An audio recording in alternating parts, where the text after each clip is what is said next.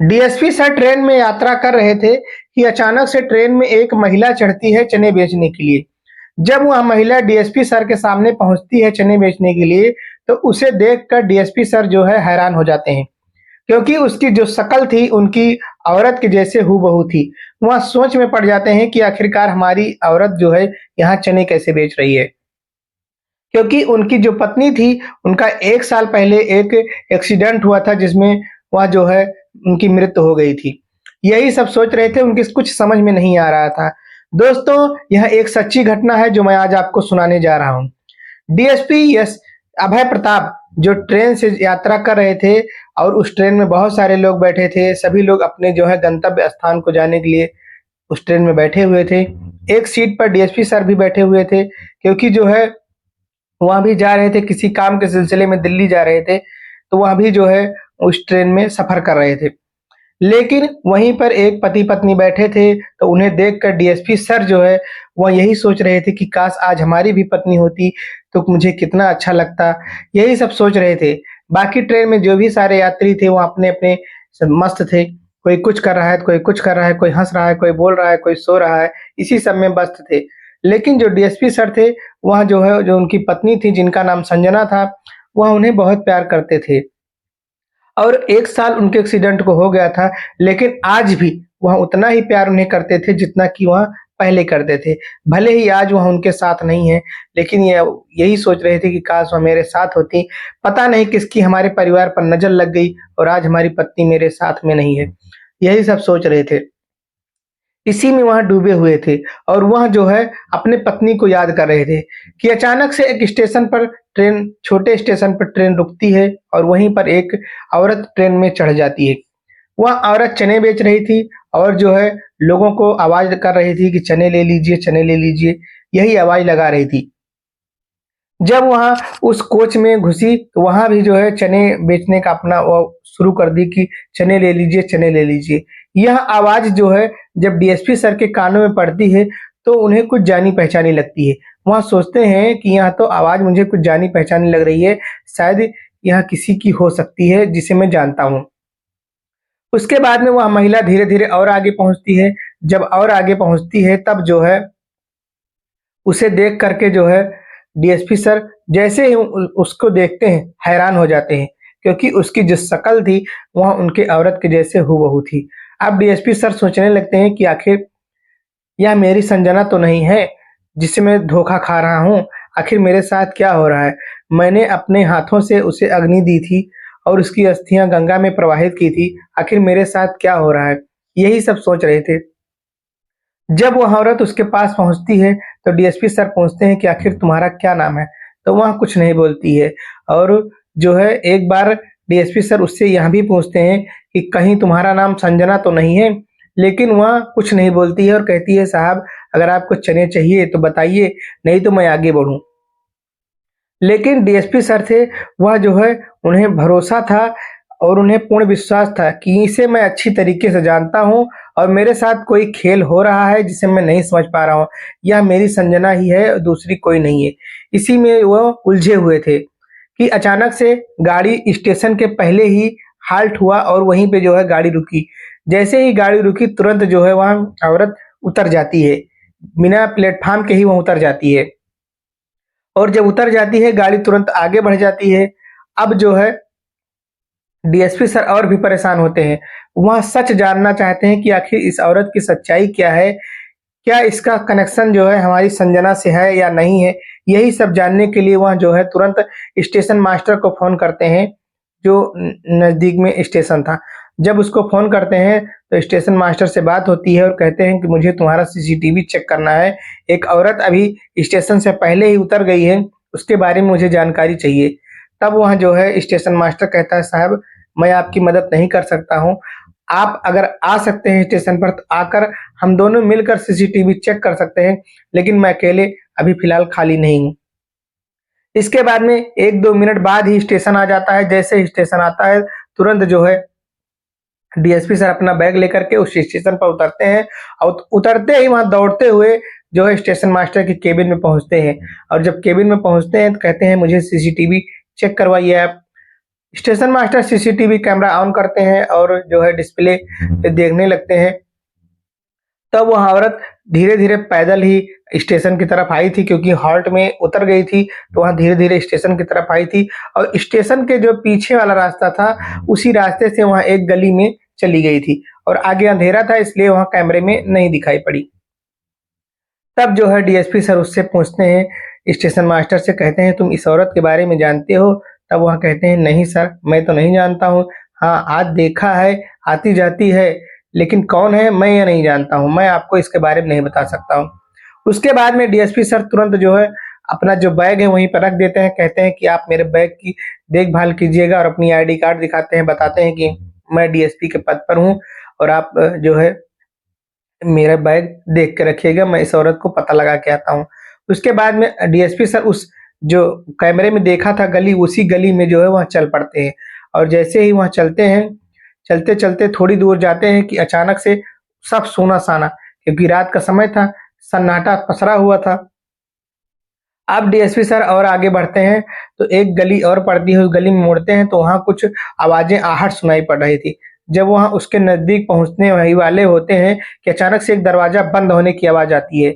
जब दरवाज़ा बंद होता है, तब जो है वहाँ पर पहुँचकर डीएसपी सर उस दरवाजे को खटखटाते हैं और कहते हैं कि कौन है अंदर? तो अंदर से कोई बोलता नहीं है। फिर डीएसपी सर दोबारा कहते हैं कि कौन है अंदर? दरवाज़ा खोलो। तब उधर से एक महिला की आवाज़ आती है कि आप कौन हैं? तब डीएसपी सर कहते हैं, खोलिए, मुझे आपके घर की तलाशी लेनी है, मैं पुलिस वाला हूँ। उसके बाद में जो है वह महिला दरवाज़ा खोलती है और जैसे ही दरवाज़ा खोलती है, डीएसपी सर को सामने देखकर वह हैरान रह जाती है और घबराहट उसके चेहरे पे साफ दिखाई पड़ रही थी। वह पूछती है, साहब आपको क्या चाहिए? क्या मेरे घर में तलाशी लेना है? तब डीएसपी सर कहते हैं कि आप ये बताओ कि आप संजना हो या नहीं? अब वह कुछ नहीं बोलती है, कहती है, साहब मैं संजना नहीं हूँ, मैं आपको जानती भी नहीं हूँ। इसके बाद में डीएसपी सर ज़ोर दबाव देते हैं, कहते हैं तुम्हें बताना ही होगा, तुम्हारी शक्ल हूबहू मेरी पत्नी की जैसी मिलती है, वैसे ही शक्ल, वैसे ही आवाज़, कद-काठी सब सेम टू सेम है, तुम मेरी संजना ही हो, आखिर में सच्चाई क्या है मुझे बताओ? लेकिन जो है वह नहीं बताती है, वह कहती है, साहब मुझे कुछ नहीं पता, मैं आपकी संजना नहीं हूँ। लेकिन तभी अचानक से कुछ ही दूर पर एक चारपाई पर एक बच्चा लेटा हुआ था, जो कि उठकर वहाँ से आता है। जब वह बच्चा आता है, उसे देखकर डीएसपी सर और हैरान हो जाते हैं।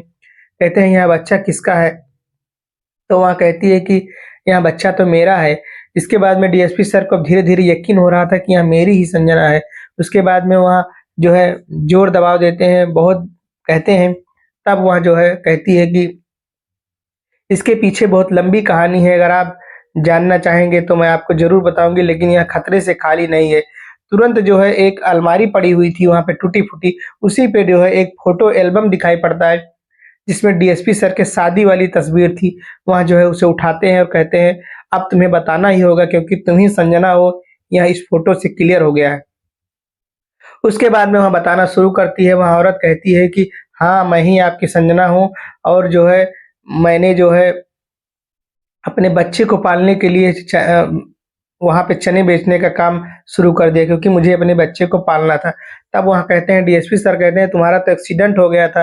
तब कहती है कि हाँ, हमारा एक्सीडेंट हो गया था, लेकिन हम मरे नहीं थे, हम जख्मी हालत में थे और जो है हम वहाँ से किसी तरीके से भाग निकले थे। उसके बाद डीएसपी सर कहते हैं, जिस महिला को मैंने अग्नि दी थी, जिसके राख को मैंने गंगा प्रवाहित किया था, वह कौन थी? तब वह कहती है कि जो है वह कोई दूसरी औरत रही होगी, जिसके बारे में मुझे जानकारी नहीं है। तब वह बताती है कि मुझे मारने का जो ज़िम्मा है वह आपके भाई, जिनका नाम विक्रम है, जो बड़े भाई हैं आपके, वही उठाए हुए हैं। वो मुझे रास्ते से हटाना चाहते हैं, क्योंकि जो मेरा बेटा है वहाँ जो है उनके रास्ते का काँटा है। उन्हें यह पता है कि अगर मेरा बेटा हो जाएगा, तो यह जो है सारी संपत्ति का मालिक हो जाएगा और मुझे कुछ नहीं मिलेगा। इसी लालच में वह हमें रास्ते से हटाना चाहते थे। हम दोनों को एक बार मारने की कोशिश की, लेकिन उस बार हम बच गए। लेकिन इस एक्सीडेंट में हमारा एक्सीडेंट हुआ और जब मुझे हॉस्पिटल लाया गया, तो यहाँ पर उनके कुछ आदमी थे, जो मुझे वहाँ से हटा दिए और किसी दूसरी औरत की डेड बॉडी लाके यहाँ पे रख दिए, जो औरत जली हुई थी, जो लावारिस में थी।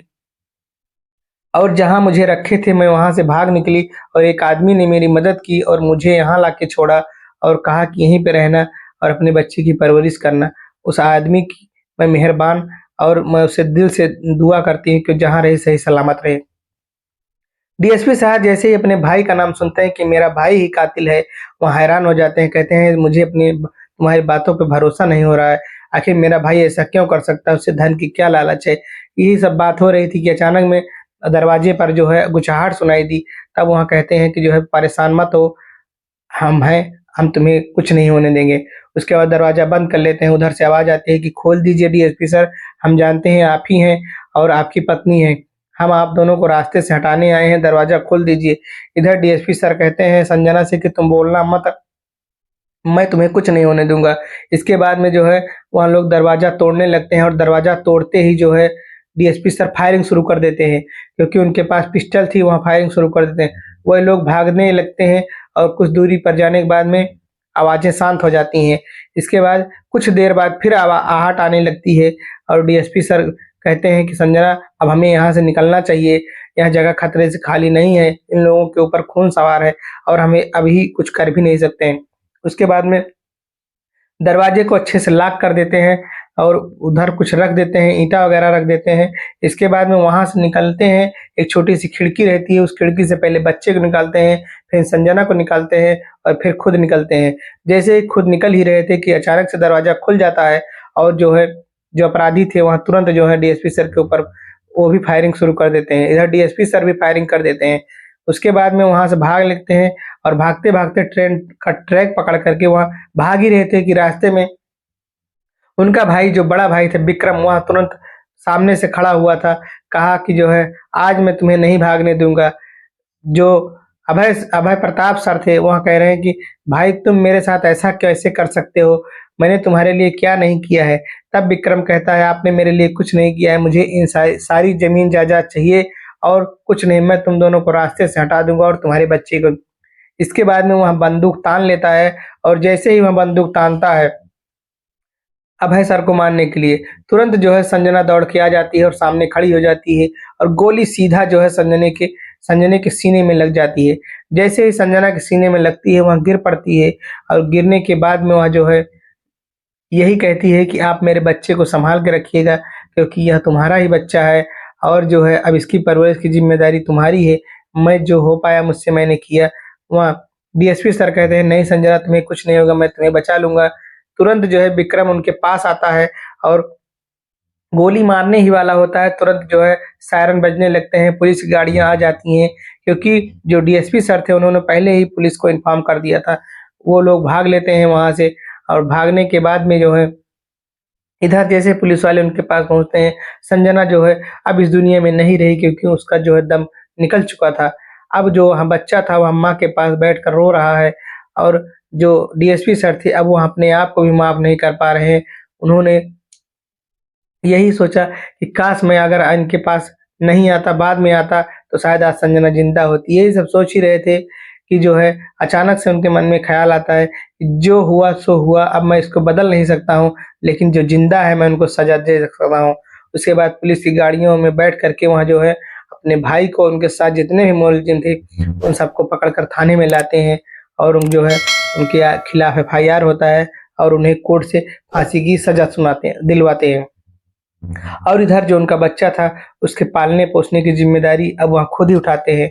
दोस्तों, यह कहानी आपको कैसी लगी हमें कमेंट में ज़रूर बताएँ। अगर आप हमारे चैनल पर नए हैं, चैनल को लाइक करिए, शेयर करिए और सब्सक्राइब करिए। धन्यवाद।